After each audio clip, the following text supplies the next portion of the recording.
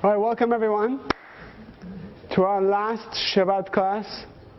Sad, I know. But you know what's interesting? I asked you guys to get uncomfortable before we start the class. Obviously, it's not as uncomfortable as some of the horrible things that are happening in the world today, but it's still uncomfortable. You know, I heard a tape of the Rav, and the Rav said something so amazing, and then the tape skipped, and I lost my place. I don't even know which tape it was. And the Rav said, you know, let's say it's Shabbat, and you forgot to turn on the lights to study, and now you can't turn on the lights anymore. So he says that if you study with the lights off, because you forgot, you will learn more secrets than if you had remembered to leave the lights on. Does that make sense? Why? Because it's uncomfortable, and because you have to strain your eyes to read. The simple act of more effort means more restriction, means that there's an automatic resistance going against the desire to receive, which creates secrets, which creates light, right? So the most dangerous thing when a person studies is that he's comfortable. So if you really think about it, you want to welcome discomfort is the only way to enjoy the spiritual path. And this is so against our logic that every day we just look for comfortable things, right? And it's something we have to learn again and again and again. But that's what's so powerful. When uncomfortable things happen to us, if we can embrace them and not look for the quick fix, you will learn a secret. You will learn something very powerful. That is the perfect way to learn. And that's why the perfect way to study is to wake up at night when your body doesn't want to, when your mind doesn't want to, when every part of you doesn't want to, but you wake up and you go against the comfort, and you will learn something amazing.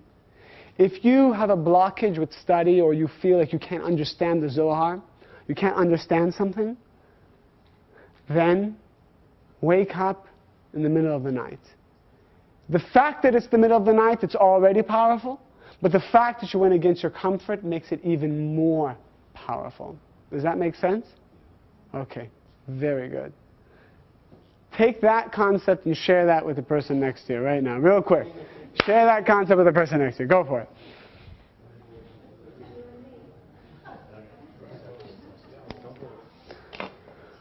What we're going to learn today is the complete ascension of our soul throughout Shabbat, which is very powerful. We're going to show it on PowerPoint.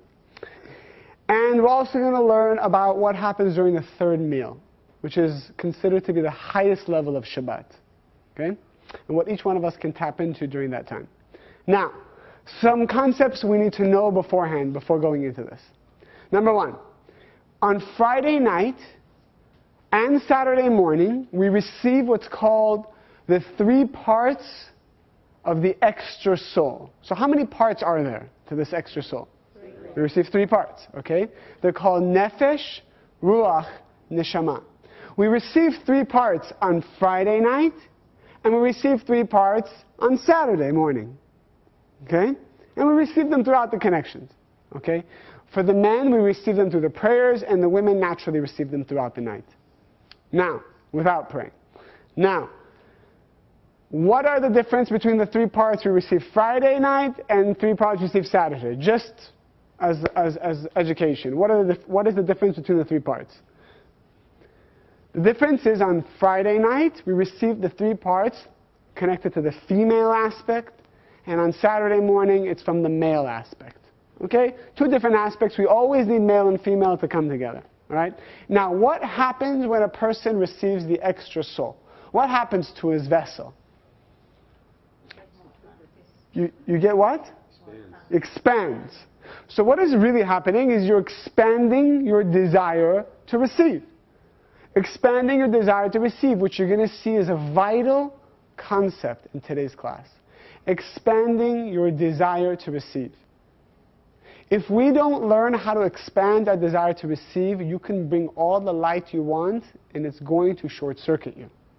One of the lessons we're going to learn today is that a person who doesn't all the time have a constant craving for the light, This person is disconnecting, is short-circuiting all day long. You could be giving charity and doing your Zohar and doing your transformation, but you don't have a craving. The Creator has nowhere to put the light. Nowhere to put the light. It's like when a person wins the lottery. Why does it ruin his life?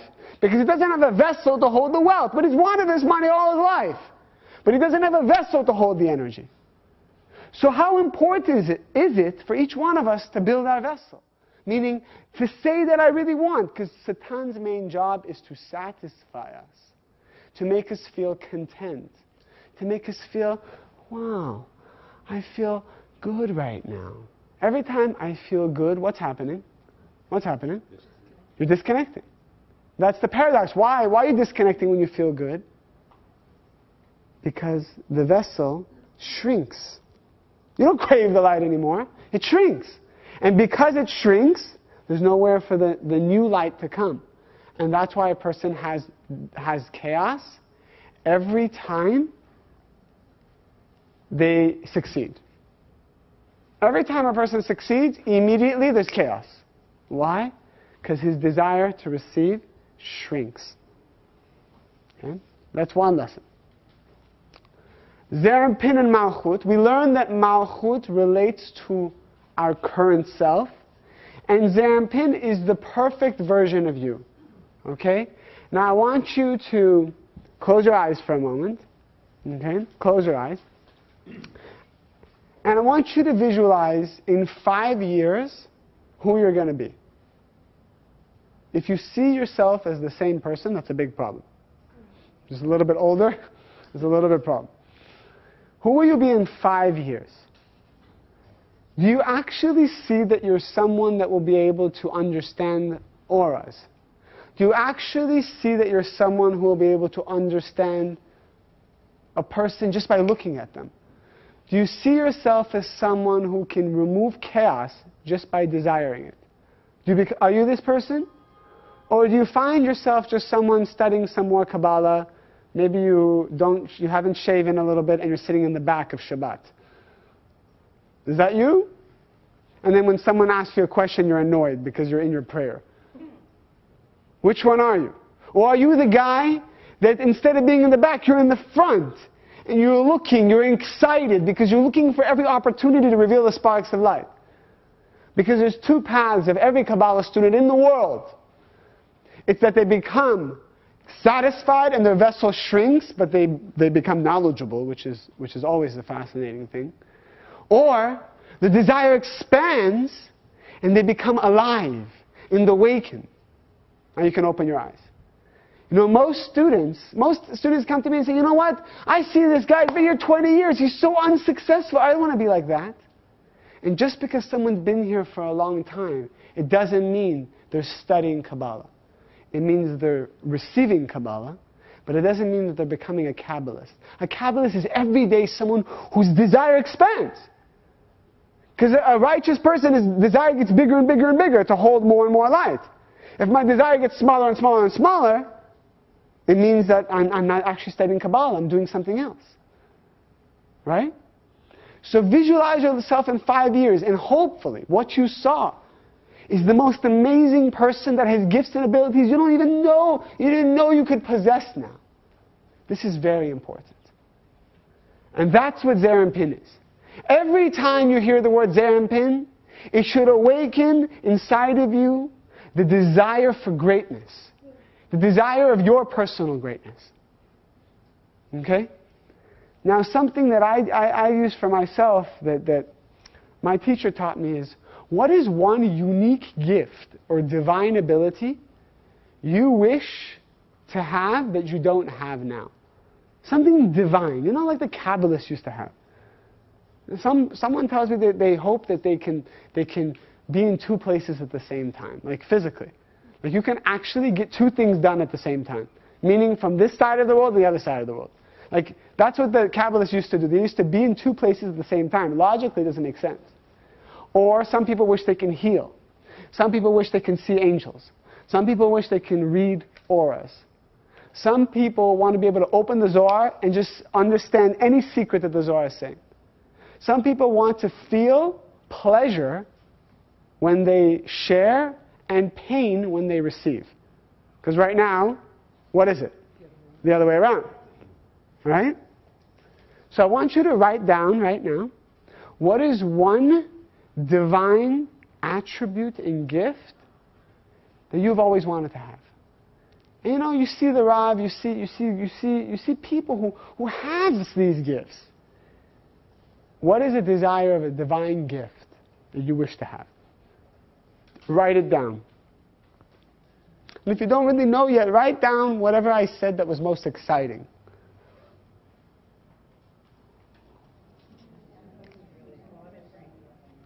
Okay. All right, now, let's go even deeper, learn a deeper concept, okay? I'm having you do all these personal exercises because we start to learn Kabbalah on such a level that it can become so much in the head that it's dangerous not to make it practical. So trying to find fun ways to make this practical, okay? Now, you learned about what's Zeir Anpin and what's Malchut. Now you're going to learn about the dimensions that exist above Zeir Anpin and Malchut. They're called Abba and Ima. Okay? Abba and Ima. What does Abba mean?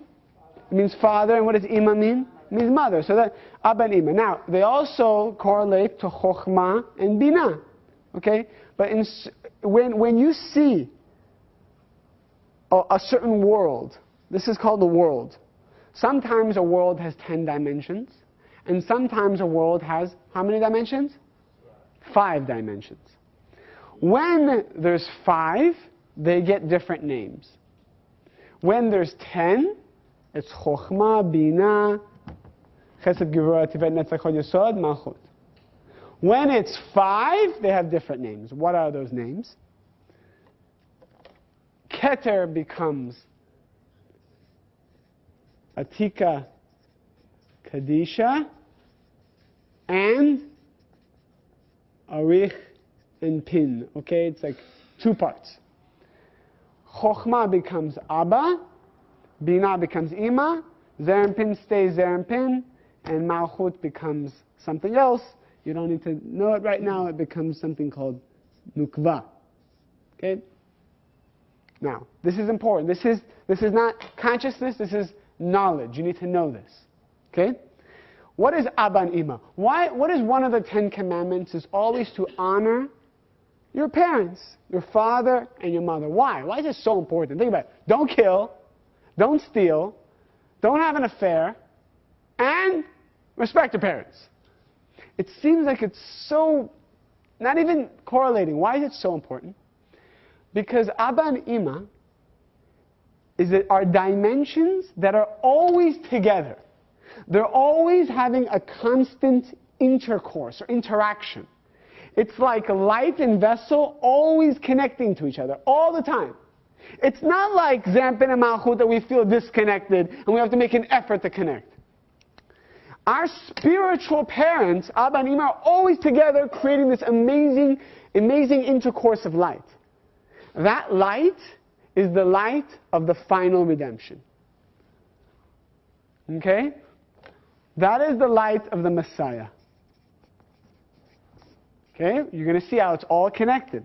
So when a person doesn't have respect for their physical parents, just a respect, just an appreciation, he's disconnecting his soul from that light of the final redemption. Isn't that unbelievable? He says that a person, just by respecting his parents, can draw from the final redemption into his life today to gain clarity about his life. So when I respect my parents, I have clarity about my life. And you should test it for yourself. When you feel disconnected from your parents, when you feel your hatred towards your parents or judgment, you feel a lack and you can't explain it. You can't describe it. Now you don't have to become their best friend and support them and house them, but you need to appreciate them, even if they're 5,000 miles away, even if they're not alive. You need to appreciate, just the conscious appreciation is awakening the energy of the Messiah within a person. Isn't that unbelievable? It's an unbelievable concept. Because we know that we have 6,000 years that we have to work on our tikkun. What does it mean, tikkun? It means 6,000 years we have to connect ourselves, our malchut, to our Zeir Anpin. Our current self to our perfect self. Every day. Work and work and work. But then we know that at the end of those 6,000 years, in the 7,000th year, then we started to connect to this realm of Abba and Ima. That's that miraculous realm. That's what Shabbat is.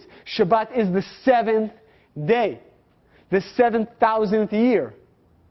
The 6,000 years of Tikkun correspond to the 6 days of the week. The 7,000th year connects to the Shabbat. Now why is even that important? Because you see that on Shabbat, through our prayers on Saturday, we start to tap into these levels. Okay? And let's look at the slideshow to see exactly how. Okay. Now, the first slide we have what we learned that on Friday night, we have, if you notice here, and maybe if you want to put the camera on the PowerPoint, if you notice, all the way at the top there, we have a world called Atzilut. And the Malchut of Atzilut, I don't know if you can see it, it's a hole, it's a black hole. Why? Because the Malchut of Atzilut, it fell and it created these 3 spiritual worlds. Bria, Yetzirah, Asiyah. Right? We said the world of righteous souls, angels, and our current world. Okay? That's what happened. This Malchut of Atzilut fell in the sin of Adam and created all these other worlds that have the world of Tikkun and spiritual worlds and whatnot. So what happens is on Shabbat, through the different connections, right, we learn that during Mizmor David, Asiyah goes to Yetzirah. During Lecha Dodi, Yetzirah goes to Bria. And then we learned that in Mizmor Shir, Bria goes to the Malchut of Atzilut. And now the Malchut of Atzilut is filled. And then it goes in Arvit next to Zerampin, and they come together and they have an intercourse. Which means that by the end of Friday night, by the end of our prayers, as we approach the meal, our current self is in unity and in union with our perfect self. And at that moment, you should be able to download, if you're conscious of what you're experiencing, download the information. And it's like, imagine that you're standing next to a bag of money, but you don't know it's there, so you don't know to take it. But if you know that there's money all around you, you're going to grab it, because it's your opportunity. So Friday night is the opportunity that I'm connecting to my perfect self. It's unbelievable. I should download wisdom. I got to study Friday night. That's the time that man and woman come together to have intercourse, especially if they want to have a child. It's all open then. Because how do you draw the perfect child? Only when you're connected to your perfect self. And during the days of the week, you're not connected to your perfect self unless you're a righteous person. So because we're never connected to our perfect self during the week, we want to make sure that we don't conceive a child during the week. Does that make sense? So the Kabbalists would wait until Friday night after midnight to conceive a child, because that's when they were connected to their perfect self. Any questions? Does it happen only by the end of services, or it happens anyhow on Friday and Saturday? You mean the elevation? Yeah. The elevation of the spiritual world happens anyways, but it doesn't mean that you're on that train. How do you get on that train? The prayers and the knowledge. Prayers and the knowledge. Person tells me, can I elevate without praying? I don't know. I can't say it's as good as praying, but I'm sure it's better than not knowing what's happening. Absolutely. Yes? So should women pray as well? No. Women, there are certain prayers that women do. Right. Women do the whole Kabbalat Shabbat, which is these worlds going up. Women do that. But when it gets up to here, let the man do the rest. The women need to lie down, right? And let the man take over. That's the intercourse. Understand? Right? I mean, we can go into all different kinds of imagery right now. We're not going to. The man needs to take over at this point. That's why it says when a man and woman conceive, the man should be on top and not the woman. Even though in conventional society, right, intercourse can happen in so many different ways, but the ideal position to conceive a child is the man is on top. Why? Because the man is a Zerampin and the woman is the Malchut, and they need to come together exactly the way it looks like in the spiritual world. If it's flipped, the energy is flipped. The actual moment of conception, the actual moment of orgasm needs to be that way. Okay? Now, any questions? Okay. Share the concepts you just learned with the person sitting next to you.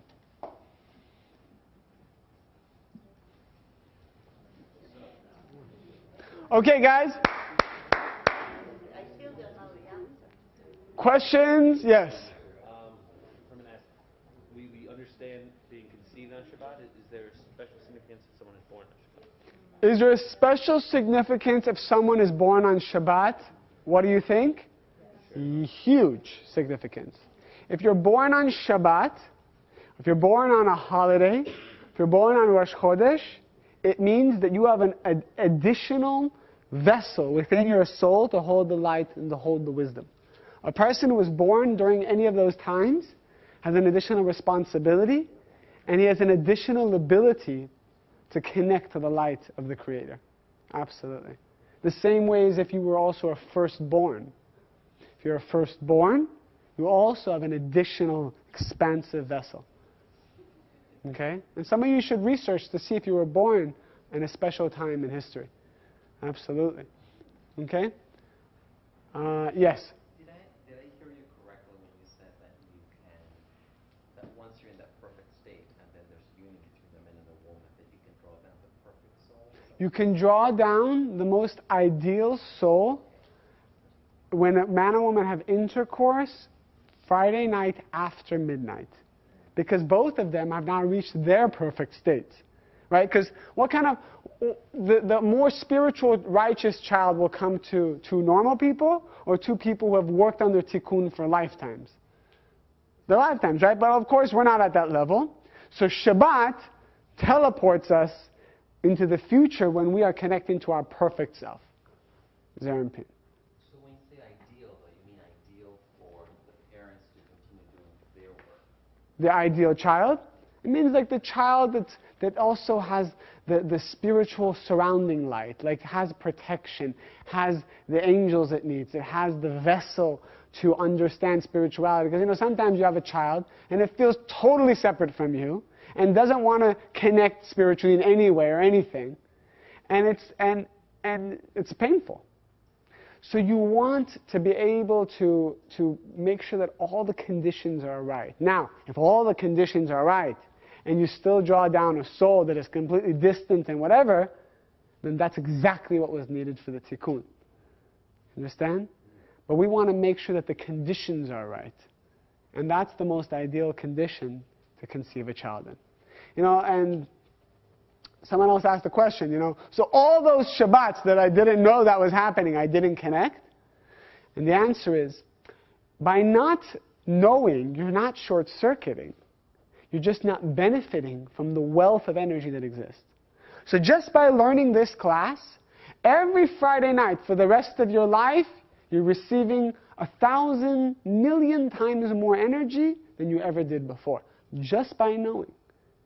Before, when you didn't know, you got the energy. There's energy. You can't deny energy. But now you have a vessel for the energy. That vessel is called knowledge. Your knowledge is now a vessel for the energy that exists on Friday night. Okay? Now, let's go deeper. Saturday morning, what happens? Saturday morning, you're still in your perfect state and your union with your current self, Malchut, with your perfect self, which is called? Everybody? Very good. Now let's go back to the next slide. All of Shabbat takes place in the world of Atzilut. The perfect world. This is the world that existed before the sin of Adam. This is the world we want our consciousness to be in all the time. This here is Zeir Anpin and Malchut together as one. Now, we pray in the morning until we reach the critical prayer called the Amidah. Amidah. Can you say Amidah? Amidah. What is the Amidah? It's the standing prayer. The men do it. The women do not do it. Because again, Amidah means the intercourse. So there's another intercourse that's taking place. Every time there's an intercourse, the woman needs to just relax, make herself comfortable, let the man take over. Okay? It's the one where the men take 3 steps back, 3 steps forward, and there's the silent connection with their feet together. It all represents becoming a central column. The central column is the sexual organ. So it's like the sexual organ becomes activated. That's why they put the feet together and they become like the central column. Right? Now, what happens in the first Amidah? Because usually you do Amidah and then you do repetition.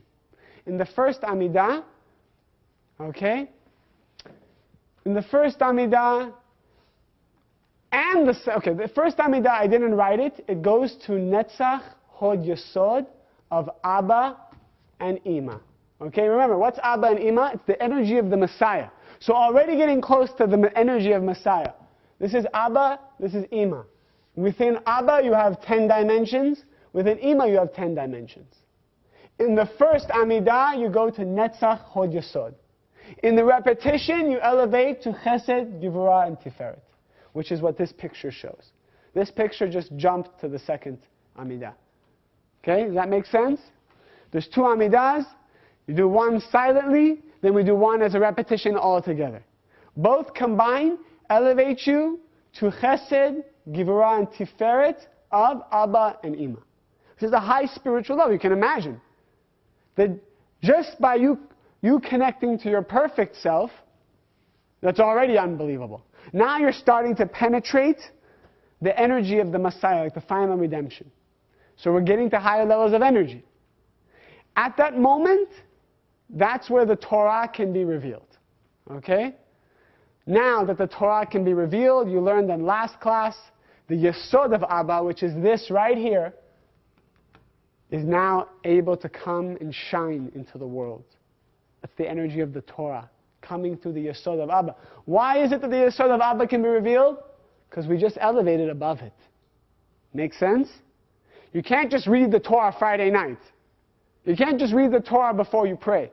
You need to pray, reach a certain level of consciousness called Chesed, Gevurah, and Tiferet of Abba and Ima, and then this gateway called Yesod of Abba can open. Okay? Any questions? This is deep. This is consciousness. Make sure you're writing it down. Make sure you can share these concepts with the person next to you. And you may not have to remember it for the rest of your life, but just by learning it now, your vessel is expanding. Yes? So just again, so the Amidah is basically there on pin. It's creating the central column. The Amidah is creating the central column. It's like the man needs to become aroused to have the intercourse. So this is why the women not only don't need to, but probably shouldn't. Shouldn't, because the women are going to disturb the connection. If the women are all up trying to do their thing, the man's like, wait 1 second, what's going on? But they are. They are, even though always we're telling the women, don't do the connection. Some women still love to do the connection, and it's like trying to pin a woman down, and she's all over the place. It's not going to work. So The women, if you're not doing this, should be meditating or maintaining the consciousness. very good. That this is what's going on. Women should be meditating and maintaining the consciousness and supporting the connection that the men are doing. Absolutely. Now, it doesn't mean you're going to judge all the women. Why? Because they didn't come to this class. And every time you tell them don't do it, they think you're trying to tell them to not do something. I want to do it. Okay? We don't have to tell them anything. For ourselves now, we know. Okay? It's not necessary for the women to do it. Okay. Share this concept with the person next to you. Go for it.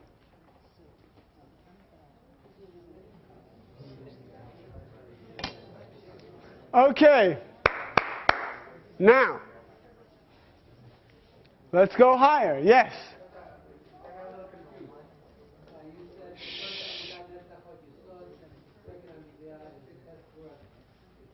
Yes. But then we say we reveal the Yesod of Abba, but we already did Yesod. Okay, the first Amidah, Netzach Hod Yesod of Abba and Ima. Second Amidah, Chesed Gevurah Tiferet of Abba and Ima. Now that we've covered those grounds, like we own those levels, the Torah can be revealed. Because we now possess the Yesod, we've connected to the Yesod of Abba. We've opened the gate of Yesod of Abba. So now the energy of Yesod of Abba can come through. Because energy always comes through the Yesod, which is the sexual organ. Right? But until you cover those grounds, you can't open that gateway. Make sense? Until your consciousness goes to that level, you don't have a vessel to receive the Torah. Your consciousness is to go to that level. Now, let's go even deeper. We learned that in the 6,000 years, we're working on connecting Zeranpin and Malchut together. Great. Eventually, when we're done that job well, we're going to connect to the energy of Abba and Ima, which is the energy of the Messiah. So what's after that? This higher level, which is usually called Keter, we call it Atika Kadisha. But we also call it something else. The Dikna of Arich and Pin. You've seen these words all over the Zohar. Dikna of Arich and Pin. The beard of Arich and Pin. Beard! Beard? That's a beard. You see I drew a little beard there? What is the beard? The beard is made up of 13 levels that extend down and connect to Abba and Ima. And that's how the energy transfers.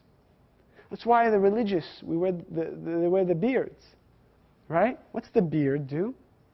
It says that when the energy wants to go from the head to the body, you have all this energy in the head, but then what do you got here? The neck. What do you notice about the neck relative to the head?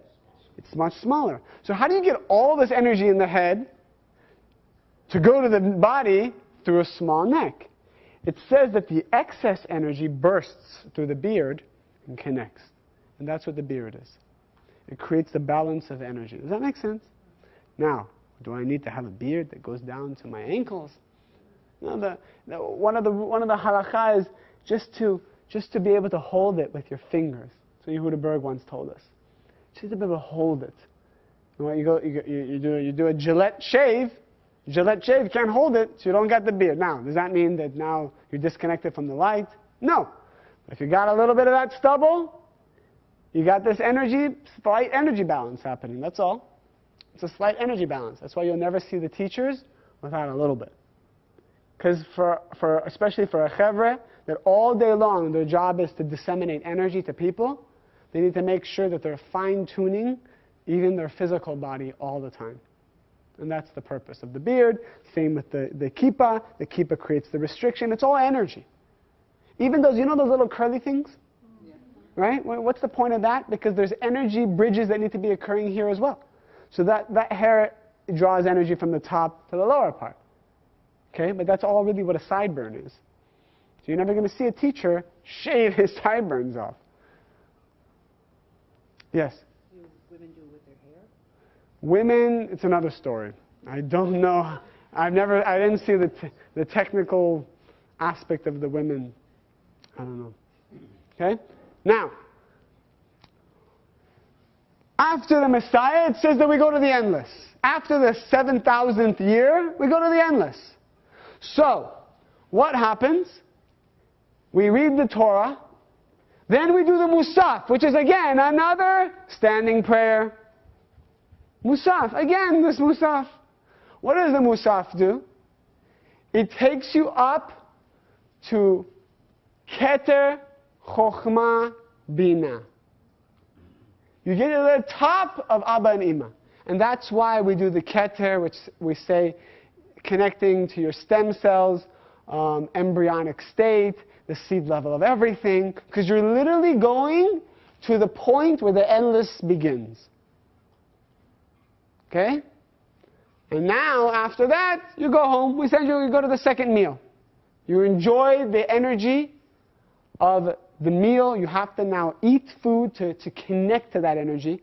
You've only connected to it in potential. When you have a meal called the second meal, you're manifesting that energy. Then it's recommended to go home and do what? Sleep. Why sleep? Because you're reaching such a high level that by knocking yourself unconscious, you can draw extra souls into you, like a guardian angel into you. And it says that the Ari would never sleep during the day except on Shabbat he would sleep sometimes 3 hours between the second meal and the third meal. It's good to sleep, even if it's for a minute, to be unconscious. It's good to be unconscious to allow that energy to come into your body and your soul. Okay? Now, for the main event. Yes? What happens when we do second and third meal together? It's not as powerful. Simply not as powerful. You still achieve the elevations, it's just not as powerful. Okay? Now, what happens after that? After we connect, we come back, we do mincha, the men do the mincha connection, then they open, then they open this gateway called Arich Pin or Atika Kadisha. 13 attributes of Arich Pin. The dikna of Arich Pin, the beard of Arich Pin. I'm going to go back to this image here. Now we're getting into pure, there's not even words to describe the endless, how powerful the endless is. What can the endless give a person? And this is going to be the most amazing lesson that we're going to take away from tonight. We come to the third meal. Now it's time to connect to something special. The third meal, we reach what's called the place of the desire of desires. Why the desire of desires? Why can't we just call it the desire? The desire of desires? And then we learn about what the third meal gives us. It gives us the ability to mimic the endless. What is the endless? The endless was something very simple. The vessel reached what's called the fourth phase.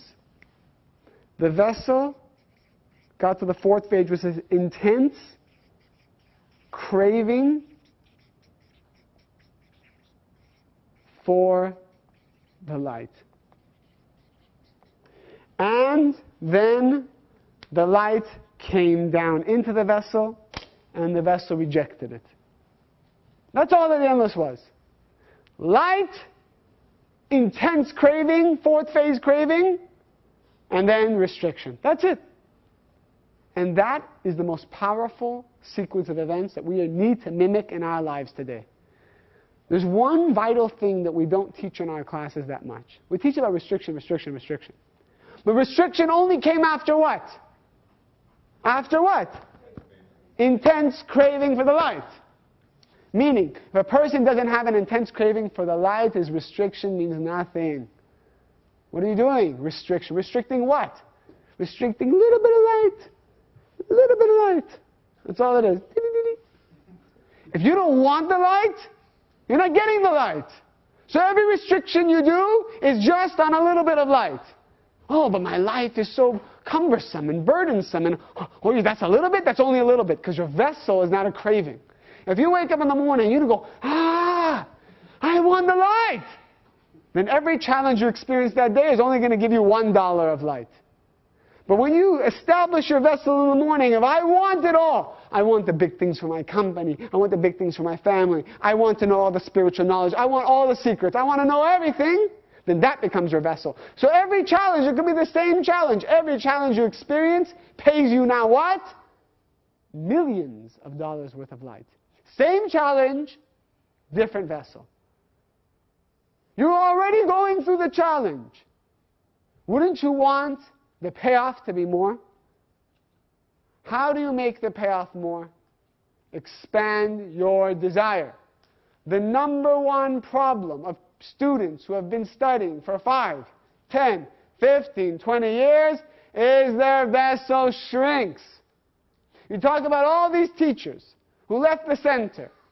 Chevra who left the center to start their own thing. It's because their vessel expanded or it shrank. Be here, you can teach millions of people. No, I want my own synagogue across the street with 5, 10 people who respect me. And every teacher who left, who started something new, never worked out. Some people have, 5, 10 people that are their groupies, that follow them, that learn from them. Now they feel like the rabbi, and that's it. Their vessel shrank to a little vessel, and now they're getting this little bit of light every day, and they feel good about it. Because it's hard to be in the center. Because every year, the light looks at you and says, did you expand your vessel? And if you shrank it, guess what? You get the boot. You're out. And you don't just leave with a nice goodbye party. You leave by seeing something you don't like and say, oh, I don't like this place anymore. I'm going. Why are you going? Are you going because you chose to go? No, you shrank your vessel. You can't hold the light here anymore, so you have to go. Now, the way you go is you see the paint on the wall is chipped. It's like, okay, this place.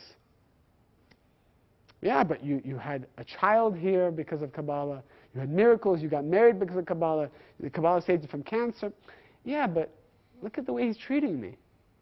That's not Kabbalah. I don't know about that. You're looking at me like, how could that happen? I've been here 11 years. I see it happen every day. I saw it happen to my own family. One little ego. What is that? Why can one little bit of ego take somebody away? Because they shrank their vessel instead of expanding it. Because when you want it all, nothing can bother you. When you want little, everything bothers you.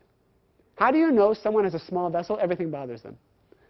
Someone comes to me and goes, you know what, I don't like this guy did this. I don't like what he said. I don't like the service is too slow. I don't know, this never starts on time. I go, one thing, small vessel alert. Small vessel. Small vessel alert. Because this person who has a big vessel, Donald Trump's going to walk in and say, the service is... No, big things. You only think he walks into his company and says, he's going to start dealing with the little numbers, the little things. I remember this amazing video, for those of you who are on the Israel trip. Hopefully you can see the video that they created for the Rav's birthday. And Ruthie Rosenberg shared this amazing story. I thought it was so inspiring. That they had this huge event once, and this guy is walking around in the event, and the Rav notices something about him. And he calls Ruthie over and goes, Ruthie, did this guy pay for the event? Ruthie's shocked. Ruthie's like, the Rav never gets involved in pay for the event. The Rav's thinking about world peace. And this guy, the Rav just sees a guy, and the Rav just says, did this guy pay for the event? I mean, there's hundreds, if not thousands of people there. That's the one thing the Rav notices. So Ruthie doesn't know, so the Rav says, go and tell him that, go find out this guy paid for the event. So Ruthie goes and asks, one of the women who's at the front, this guy, what's the story? She's like, oh my God, it's unbelievable you ask. He walks in, he just walks in, he doesn't want to pay for the event, he just wants to come. Apparently he's this very wealthy business owner. He owns all of these stores and companies and whatnot all over Europe, hugely successful, but he doesn't want to pay. He just walked right in. So Ruthie goes and tells the Rav, Rav, you were right, he doesn't want to. This is the story. The Rav says, go and tell him that if he wants to act like a poor man, he will become a poor man. That's what he said. He wants to act like a poor man, like a man who doesn't have the money to pay, he'll become a poor man. So Ruthie went. Imagine, the Rav saw this. Ruthie went to him and said, my teacher wanted to give me this message. And he's like, he joked around and made it into a big joke, as you would think that he would do. And he left. Ruthie said that 2 years later, he met this man, he was homeless. He lost everything to the point that he didn't have a place to live. And she said how the Rav saw at that moment an opening that if he listened, he could have changed his whole destiny. So the question is, do you act like a poor man, small vessel, or a big vessel? If things bother you, it means small vessel consciousness. Because you know what? You're right. But the only person that can see stupid things is a person who has a small vessel. Because that's all he sees. Little things. A person who has a big vessel doesn't even see those things. He's too concerned with the big picture. As we start to enter the third meal, Michael Berg says that a person should beg for this vessel. That this vessel will be with him every second of the day for the week. The vessel of the endless world. The desire of desires. Because when you wake up in the morning, how hard is it to desire it all? I have money in the bank. My company's fine. It's running smooth. Small vessel. Small vessel means poor man, means eventually you'll be a poor man. That's the trick. Because people feel spiritual here, so their vessel shrinks. And so their money shrinks. So their life shrinks. Their kids shrink. Their wife shrinks. Everything shrinks. And you see, he's been here 20 years and he has less money. He's divorced. Kids are so connected to him, so not. And you think, I don't want to be like that. I heard my Kabbalah 1 student saying, I look around sometimes. I don't want to be around. I don't want to be like the community. I said, you don't have to be like the community. And not all the community is like that. Well, what does it mean? It means my vessel shrank because over time I learned so much. So I satisfied myself. Do you understand the trick that Satan plays on students who have been here for a long time? The power of the third meal is to awaken the endless desire within each one of us. So strong needs to be this desire to have it all. And you'll see when you have this desire 24 hours a day, you work to have it, and sometimes you keep shrinking it and shrinking it. You keep pushing it and pushing it.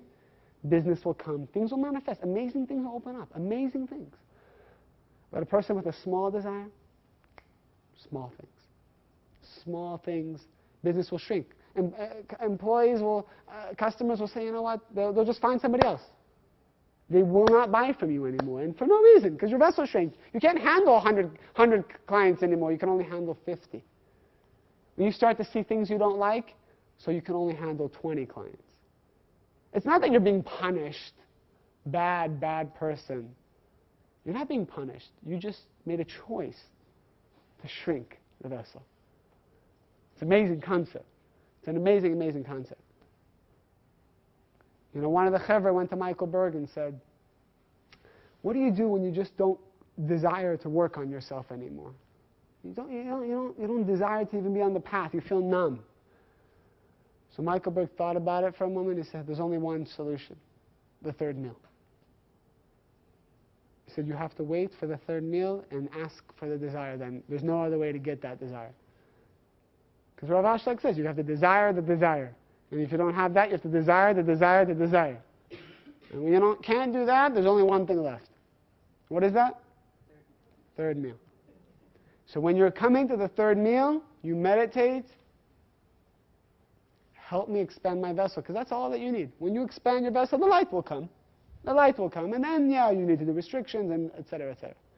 But first, expand your vessel. You want to be right? Shrinking vessel.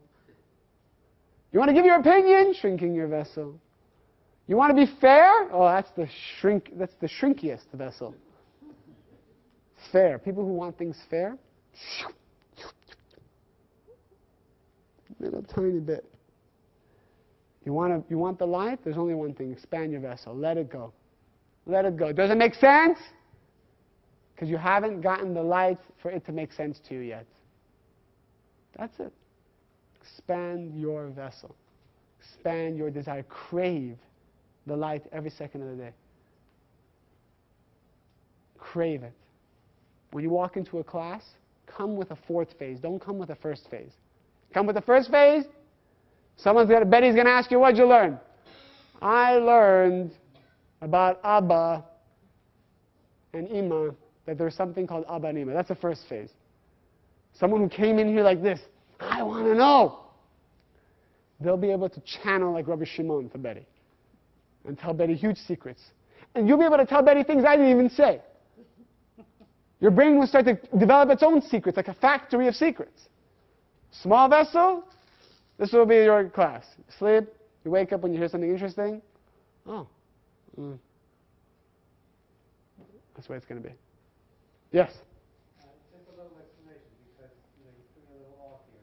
It says here, you said, making things fair. You can add other words besides fair, shrinks your vessel. So what am I supposed to be walking around?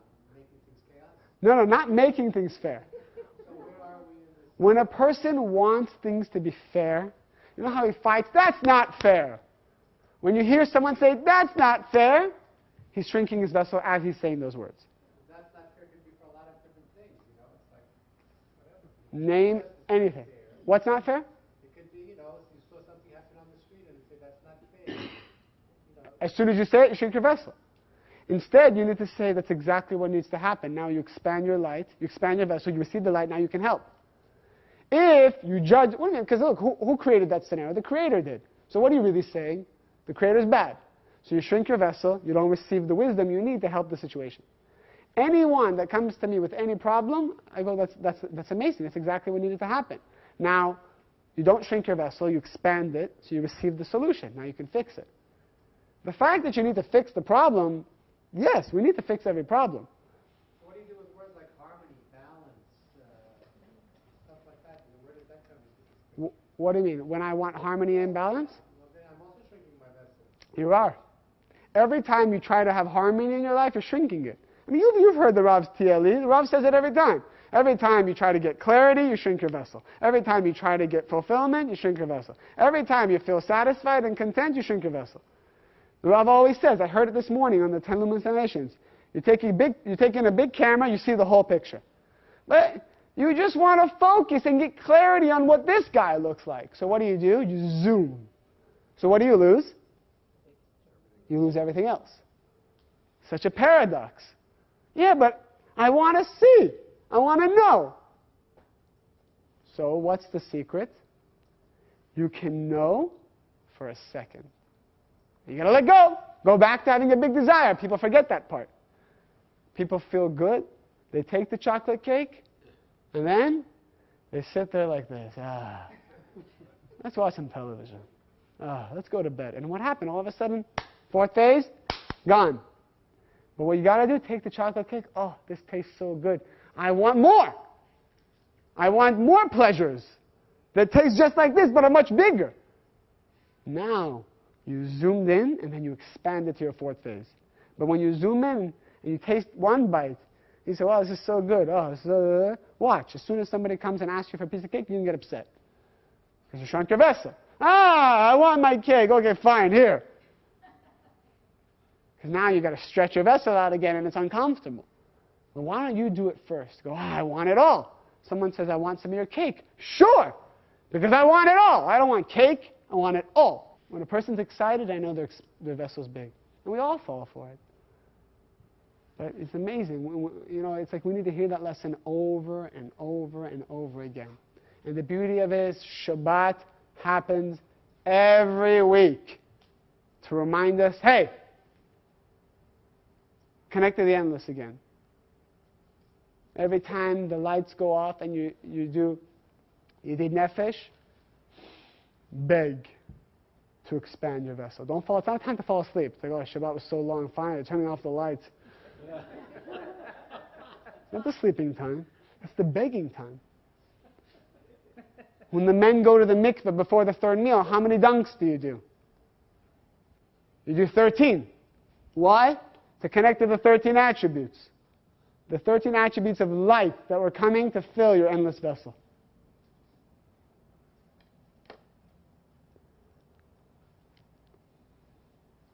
Okay? Take a moment. Share the concept with the person next to you. Okay. Now, and it makes you understand, why does a person go through pain? What does pain do? It awakens our desires again. So why does a person keep going through pain? It's that the Creator says, hey, fourth phase, bring it back. You get satisfied, and no! Jolt! So what's the trick? Stop trying to satisfy yourself. Person who avoids running after comfort will avoid chaos. Our job is to 24 hours a day, 7 days a week, be in the fourth phase. Now, if you're in the fourth phase of desire, does that mean you can't enjoy life? Sure. Enjoy all the life you want, but just don't let it shrink. Drive a Ferrari, it's, I wish I had more. This Ferrari is nothing. Ferrari's nice, it's just getting from here to there, but I want it all. Ferrari. But what happens? You enjoy the Ferrari. You let the Ferrari shrink your vessel. You see this beautiful woman, you're in your Ferrari. You're like, I'm doing restriction. But you're just enjoying it. It's fulfilling you. Your vessel's shrinking. That's why it's very hard to do restriction with a Ferrari. So maybe you shouldn't have a Ferrari. You should have exactly the car that is just enough for you not to change your desires. It doesn't make you feel too special. Now, if it's a Mercedes, great. If you can't handle the Mercedes, then don't get a Mercedes. You understand what I'm saying? Don't enjoy... Huh? No, the idea is enjoy whatever you want in life as long as it doesn't affect your fourth phase. If it takes you down to a third phase or a second phase, you've screwed it up. If you can handle the luxuries of life and never let it affect your intense craving for the light, great, go right ahead. But if it starts to make you feel special, that's what we call ego, content, I already have it, I feel successful already, I don't need more, shrink, shrink, shrink. And then you lose the Ferrari, all of a sudden someone comes and keys it, someone hits it from behind. Why do I need this problems? Because you shrink your vessel. Chaos happens when you don't desire. When you're walking down the street and you don't have, I want it all, you're going to get slapped. But when you want it all, you're going to have a great life. Balanced life. Balanced challenges. You're going to know what to do and when to do it. Very important. Okay? Final phase of Shabbat is Havdalah. Let's go to the next slide. Havdalah helps us make a safe landing back to the physical world. And that's why the Havdalah has 4 prayers. How many prayers? 4. Very good. The first prayer, Borei Pri Hagefen, which is the blessing on the wine. That connects us to the world of Atzilut. Second blessing is Borei Atzei Besamim, which is the myrtle. The myrtle, it should be above. The myrtle connects us to Bria. What's special about the myrtle? It is made up of 3 leaves coming from the same stem. The same stem. Branch? Stem? Anyways, it's 3 coming from the same something. And it's the only plant that has 3 leaves coming from the same stem. Okay? What does it mean? If you read the handouts I gave you, it represents the 3 parts of the soul, the expansive desire that you got on Shabbat. So when you smell the myrtle, you hold on to your expanded vessel for the week. Make sense? That's why we smell it. So you retain the nefesh, ruach, neshama that you got on Shabbat, the extra souls you got. Next connection, Borei Meorei Ha'esh. The blessing that we do with our fingernails over the fire. What does that mean? The fire represents the light of the Creator. And it says that Adam, before he sinned, Adam existed in the world of Atzilut. He didn't have a physical body. What he was made up was a clear shell-like structure, which is like our fingernails. So after the sin of Adam, we received the body of the snake. If you touch your skin, it's the same texture as the snake. The only thing that's left from Adam is what? Our fingernails. So it says our fingernails have so much positive energy in them that all day long, the negative forces cling to that light. That's why it's not good to bite on your nail.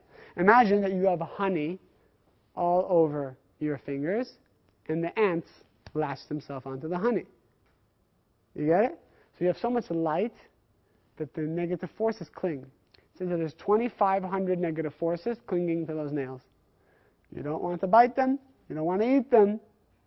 You want to just cut them and flush them down the toilet, or you want to burn them. You don't want to throw them around. You don't want to have a nice family dinner and then cut your nails all over the place. It's not good to step on them and have them on the floor. Okay? So what we do is we put we cover our thumb and we put our 4 fingers to the flame, and the light of the Creator is removing the negative forces. So that helps us with our consciousness throughout the week. And the final blessing is Bore Pri Hagefen again, and that finally brings the energy down to our physical world, the final world, and that's the soft landing. Okay? That's the final blessing called Havdalah of Shabbat. Yes? Just going back to the medal, is it important to smell it 3 times? Yes, it's important when you smell the besamim, the myrtle, you take 3 deep breaths. Okay? To draw the 3 parts of the soul.